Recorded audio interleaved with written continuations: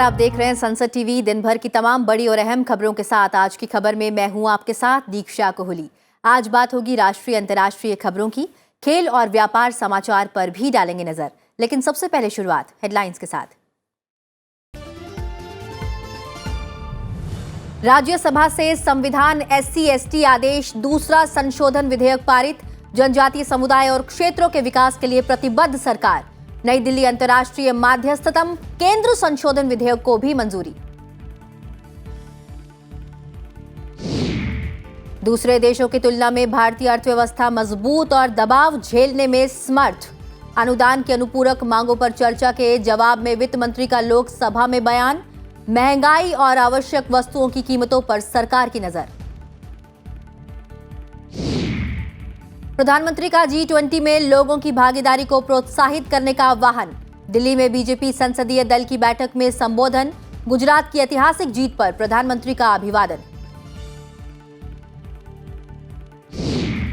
थोक महंगाई दर 21 महीनों के न्यूनतम स्तर पर। नवंबर में रही 5.85%। शेयर बाजार में लगातार दूसरे दिन तेजी। सेंसेक्स 145 अंक और चढ़ा। और बांग्लादेश टेस्ट में टीम इंडिया की शानदार वापसी। पहले दिन बनाए 278 रन। श्रेयस और चेतेश्वर ने लगाए अर्धशतक। और फीफा विश्व कप में देर रात दूसरे सेमीफाइनल में फ्रांस का मुकाबला मोरक्को से।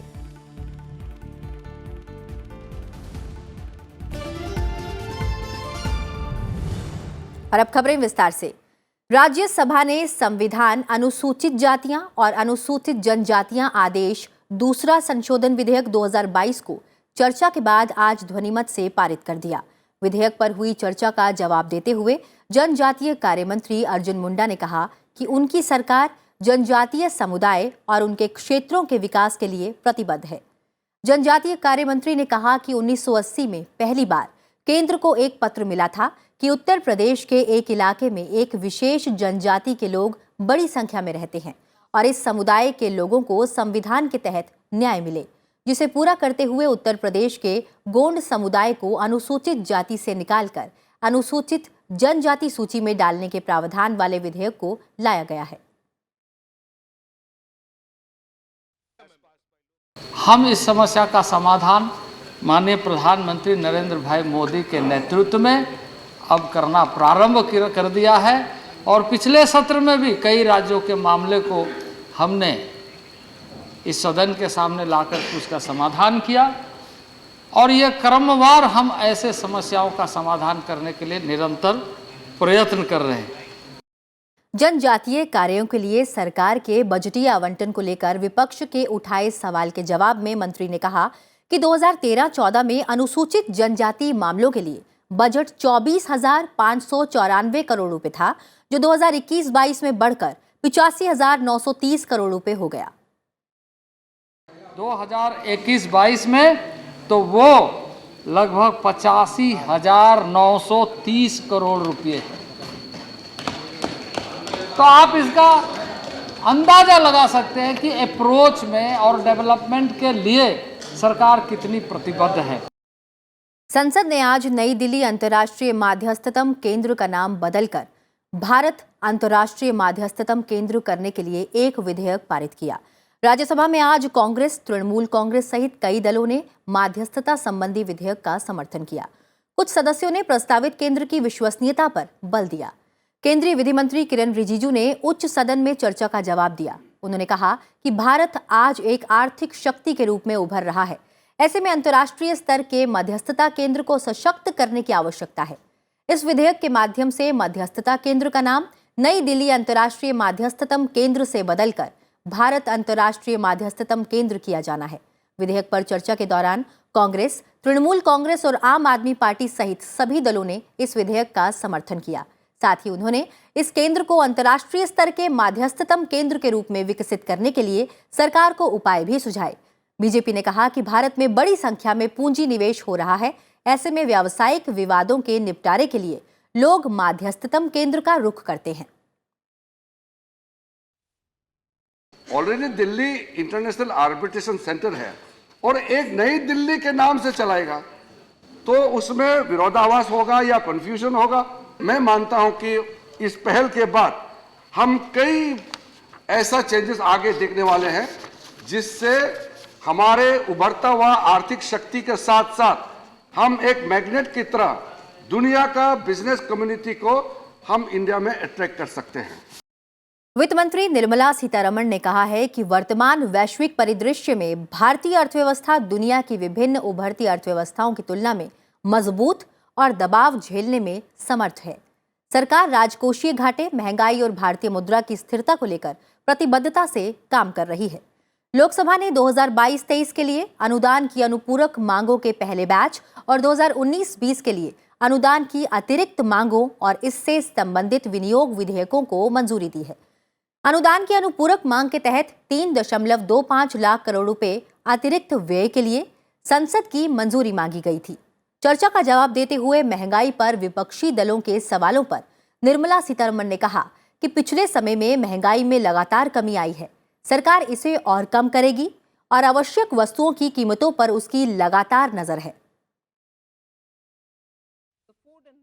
Just to highlight, the fertilizer subsidy that we are demanding as a supplementary is 1,09,288.95 crores. Public distribution gets 80,348.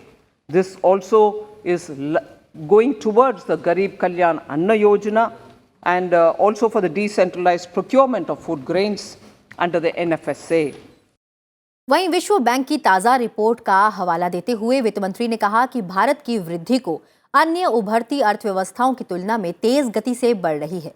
उन्होंने कहा कि एनपीए में तेजी से कमी आ रही है और सरकार ने बेहतर तरीके से इसे संभाला है।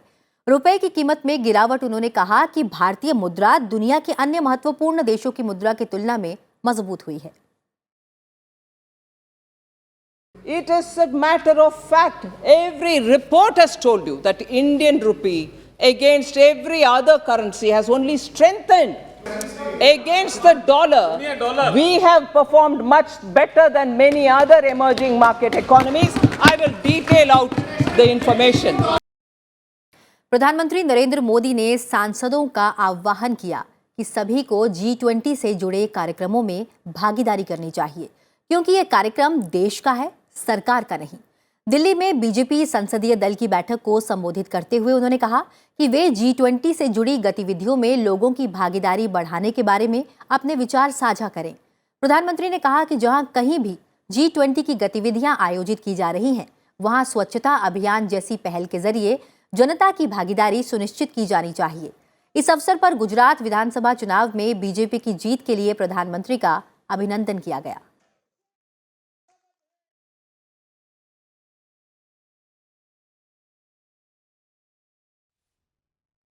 प्रधानमंत्री सभी हमारे एमपीज को एक क्लैरियन कॉल दिया।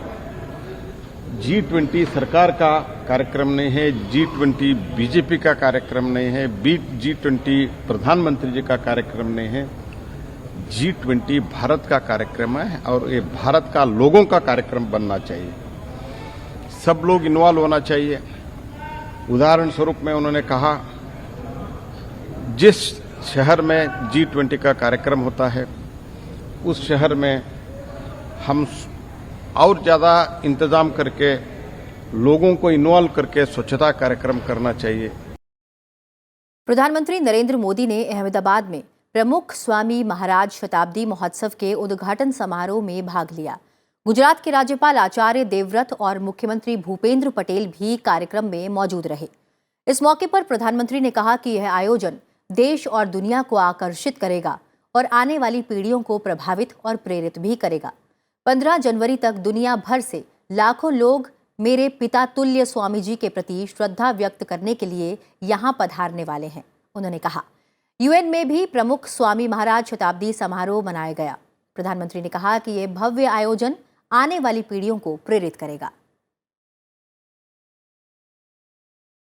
संतों के द्वारा प्रस्थापित वेद से विवेकानंद तक जिस धारा को प्रमुख स्वामी जैसे महान संतों ने आगे बढ़ाया, वो वसुधैव कुटुंबकम की भावना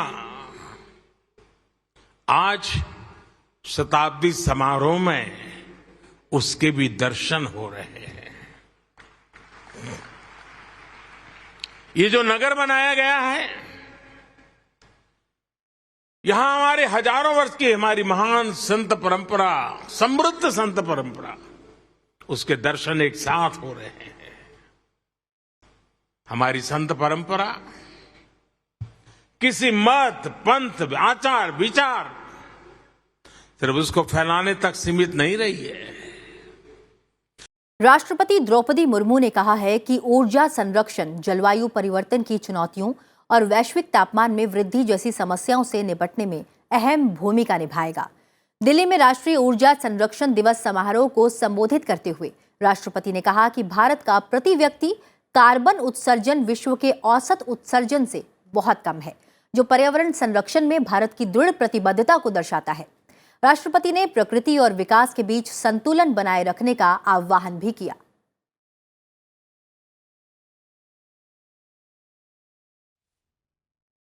सभी देशवासियों को विकास का प्रचुर अवसर प्रदान करते हुए क्लाइमेट चेंज की चुनौती का सामना करने के लिए देश की सरकार और जनता द्वारा ऊर्जा के सक्षम उत्पादन, उपयोग और संरक्षण पर जोर दिया जा रहा है। इन प्रयासों को समग्र रूप से आगे बढ़ाने के लिए मैं भारत सरकार के विद्युत मंत्रालय के मार्गदर्शन में ब्यूरो ऑफ एनर्जी एफिशिएंसी के विभिन्न कार्यकलापों की सराहना करती हूँ। समारोह में ऊर्जा मंत्री आर.के. सिंह ने कहा कि भारत कार्बन उत्सर्जन का लक्ष्य समय से पहले हासिल करने के रास्ते पर है और ये लगभग 33% उत्सर्जन पहले ही कम कर चुका है। The standards and labeling scheme for domestic appliances that help consumers to make informed choices about power consumption and savings. This program has resulted in the savings of about 60 billion units of electricity annually and a reduction of CO2 emissions by 50 million tons per year. और अब नजर डालते हैं कुछ और प्रमुख समाचारों पर। विदेश मंत्री एस जयशंकर ने संयुक्त राष्ट्र महासभा के 77वें सत्र के अध्यक्ष साबा कुरैशी से मुलाकात की। भारत की सुरक्षा परिषद की अध्यक्षता के साथ G20 अध्यक्षता के दौरान देश के लक्ष्यों पर चर्चा हुई।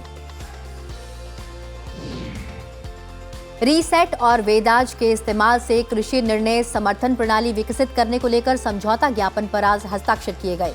केंद्रीय मंत्री नरेंद्र सिंह तोमर और राज्य मंत्री जितेंद्र सिंह ने उपयोगकर्ता समुदाय के लिए डेटा उत्पादों और सेवाओं को जारी किया। कांग्रेस और कई अन्य विपक्षी दलों ने भारत चीन के सैनिकों के बीच झड़प और कुछ अन्य मुद्दों पर संसद में आगे की साझा रणनीति तय करने के लिए चर्चा के वास्ते बैठक की। राज्यसभा में नेता प्रतिपक्ष मल्लिकार्जुन खड़गे के कक्ष में हुई। सुप्रीम कोर्ट ने कहा कि वह जम्मू कश्मीर को विशेष दर्जा देने वाले अनुच्छेद 370 के प्रावधानों को निष्प्रभावी करने के केंद्र सरकार के निर्णय के खिलाफ दाखिल याचिकाओं को जल्द सुनवाई के लिए सूचीबद्ध करेगा। COP15 के दौरान जारी एक रिपोर्ट में कहा गया कि गंगा के मैदानी हिस्सों की सेहत सुधारने के उद्देश्य वाली परियोजना दुनिया भर की उन 10 बड़ी महत्वपूर्ण पहलों में से एक है, जिसे संयुक्त राष्ट्र के प्राकृतिक दुनिया को बहाल करने में उनकी भूमिका के लिए पहचाना है। पेरू के उच्चतम न्यायालय ने देश के अपदस्थ राष्ट्रपति पेड्रो कैस्टिलो की अपील खारिज करते हुए उन्हें हिरासत में रखने का आदेश सुनाया है। कैस्टिलो के खिलाफ विद्रोह भड़काने का आरोप है। अमेरिका में समलैंगिक विवाह को अब कानूनी मान्यता मिल गई है। राष्ट्रपति जो बाइडेन ने हजारों लोगों की मौजूदगी में समलैंगिक विवाह को वैधता देने वाले विधेयक पर हस्ताक्षर कर दिए। ब्रिटेन में पेट्रोल और डीजल के दाम में वृद्धि की गति धीमी पड़ने के साथ महंगाई दर नवंबर में नरम हुई है। हालांकि ये अभी भी 40 साल के उच्च स्तर के करीब है। यूक्रेन की राजधानी कीव में कई विस्फोट हुए। कीव के मेयर ने ये जानकारी दी। राजधानी के मध्य जिले में कई विस्फोट हुए, जहां कई सरकारी एजेंसियां और इमारतें स्थित हैं। श्रीलंका के संविधान में 13वें संशोधन पर चर्चा के लिए एक सर्वदलीय बैठक की गई। बैठक में हिस्सा लेने वाले तमिल राजनीतिक दलों ने सरकार से उत्तरीय प्रांतीय परिषद चुनाव कराने का आग्रह किया था।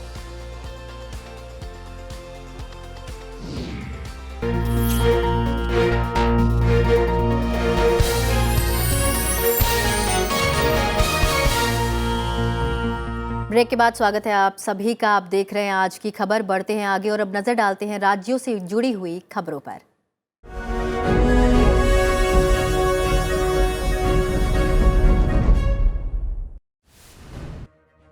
मेघालय विधानसभा के 4 मौजूदा विधायक फेरलिन संगमा, सैमुअल संगमा, बेनेडिक्ट मारक और एच.एम. शांगरियांग असम के मुख्यमंत्री हिमंत बिस्वा शर्मा की मौजूदगी में भाजपा में शामिल हुए। हिमाचल प्रदेश में मंत्रियों के विभाग आवंटित कर दिए गए हैं। मुख्यमंत्री के पास वित्त, सामान्य प्रशासन, गृह योजना, कार्मिक समेत कई विभाग हैं। मुकेश अग्निहोत्री जल शक्ति, परिवहन और भाषा, कला और संस्कृति विभागों को संभालेंगे। हरियाणा के मुख्यमंत्री मनोहर लाल खट्टर ने चंडीगढ़ में कैबिनेट बैठक की अध्यक्षता की। डीएमके विधायक और पार्टी की युवा इकाई के सचिव उदयनिधि स्टालिन को तमिलनाडु के राज्यपाल आर.एन. रवि ने मंत्री के रूप में शपथ दिलाई। इस मौके पर मुख्यमंत्री भी मौजूद रहे। आरबीआई के पूर्व गवर्नर रघुराम राजन आज राहुल गांधी की भारत जोड़ो यात्रा में शामिल हुए। इस समय राजस्थान से गुजर रही ये यात्रा सवाई माधोपुर के भड़ौती से शुरू हुई। उत्तराखंड के मुख्यमंत्री पुष्कर सिंह धामी ने देहरादून में 11वीं अखिल भारतीय पुलिस तीरंदाजी प्रतियोगिता का शुभारंभ किया। उन्होंने कहा कि खिलाड़ियों की चयन प्रक्रिया के पारदर्शी होने से योग्य, क्षमतावान खिलाड़ी आ रहे हैं। प्रवर्तन निदेशालय ने धन शोधन के एक मामले में गैंगस्टर से नेता बने मुख्तार अंसारी को आज गिरफ्तार कर लिया। उन्हें प्रयागराज में अदालत में पेश करने के बाद गिरफ्तार कर लिया गया। अभी वे बांदा जेल में बंद हैं। तेलंगाना के मुख्यमंत्री के चंद्रशेखर राव ने दिल्ली में अपनी पार्टी भारत राष्ट्र समिति के कार्यालय का उद्घाटन किया। सरदार पटेल मार्ग पर उन्होंने कार्यालय में पार्टी का झंडा फहराया। दिल्ली के उत्तम नगर में आज सुबह मोटरसाइकिल सवार 2 लोगों ने एक 17 वर्षीय लड़की पर तेजाब फेंक दिया। पुलिस ने एक आरोपी को हिरासत में ले लिया। लड़की का सफदरजंग अस्पताल में इलाज किया जा रहा है। दिल्ली में न्यूनतम तापमान 10 डिग्री सेल्सियस दर्ज किया गया है, जो सामान्य से 1 डिग्री अधिक है, जबकि वायु गुणवत्ता मध्यम श्रेणी में दर्ज की गई।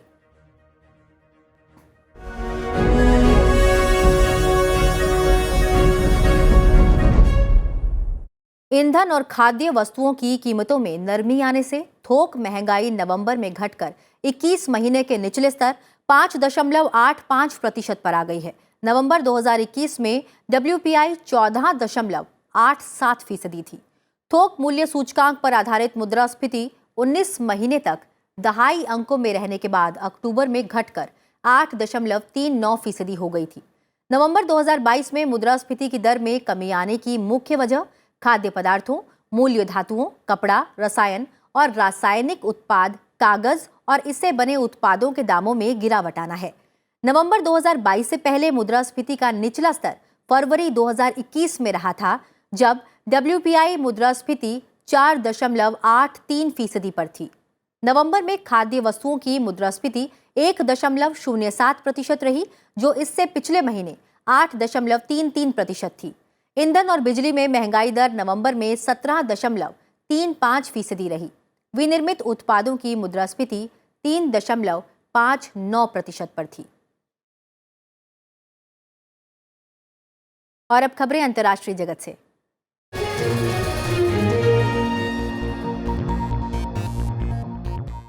अमेरिका अस्थायी व्यवस्था के तहत वित्त वर्ष 2022-2023 के लिए अतिरिक्त 64,716 H-2B वीजा उपलब्ध करा रहा है।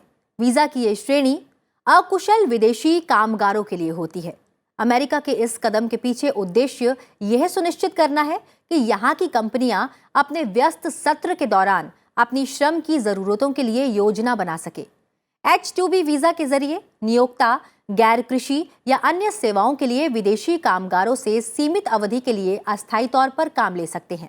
हालांकि अमेरिकी नागरिकता और आवर्जन सेवा के इस कदम पर विशेष असर पड़ने की संभावना नहीं है, क्योंकि इस वीजा के लिए आवेदन देने वाले भारतीयों की संख्या ज्यादा नहीं है।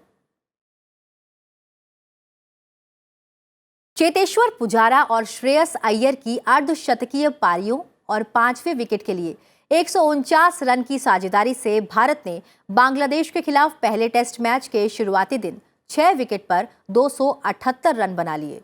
चेतेश्वर पुजारा ने 203 गेंद की संयमित पारी में 90 रन बनाए, जबकि अय्यर 169 गेंद में 82 रन बनाकर क्रीज पर मौजूद हैं।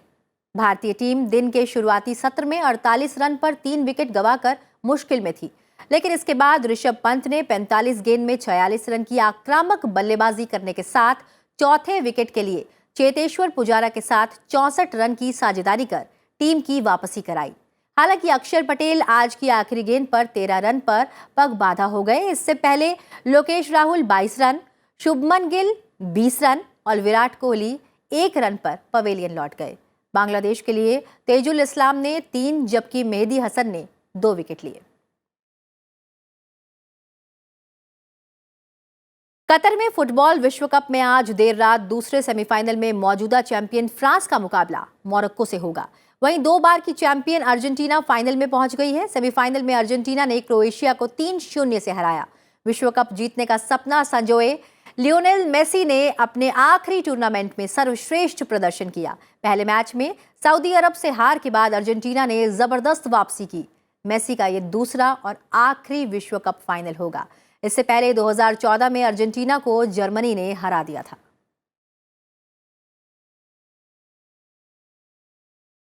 फुटबॉल विश्व कप का खुमार हाथियों पर भी देखा गया। थाईलैंड में 13 हाथियों के दल ने भी फुटबॉल मैच खेल बहुत रोमांच बटोरा है। और चलते चलते आपको छोड़े जा रहे हैं इन्हीं तस्वीरों के साथ। फिलहाल मुझे दीजिए इजाजत, अपना ख्याल रखिए और देखते रहिए सनसेट टीवी। नमस्कार।